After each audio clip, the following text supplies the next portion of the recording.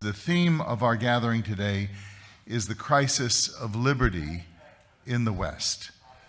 This is the first of a series of conferences being held throughout Europe and the United States and North America. The focus on the transatlantic world.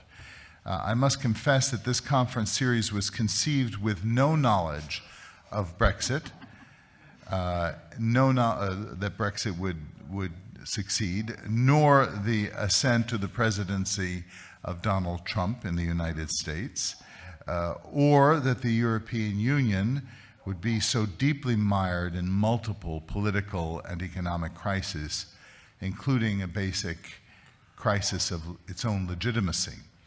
What does seem to be a common element of these developments are the concerns about freedom in the conditions of the 20th century modernity.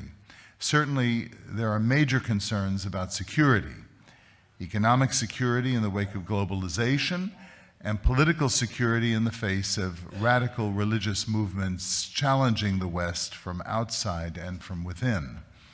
But freedom also figures significantly in these debates. Freedom from supranational institutions, freedom from ever-growing bureaucracies, and how we balance liberty with the legitimate requirements of public order.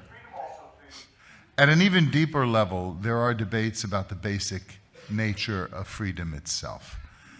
Negative liberty certainly matters. People's ability to exercise their political, economic, and religious liberties matter.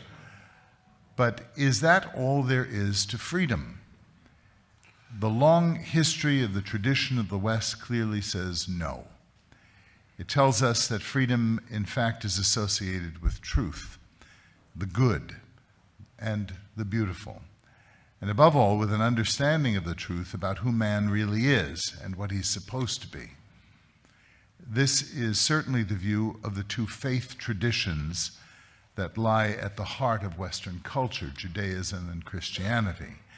But it is also the view of the long-standing tradition of the natural law reasoning that many would argue is central to the West's understanding of itself as a civilization, and that places a high premium on the preservation and furtherance of human liberty.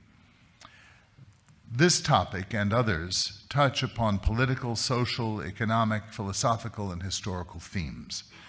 And they also demand responses from the disciplines of theology, philosophy, and even the arts.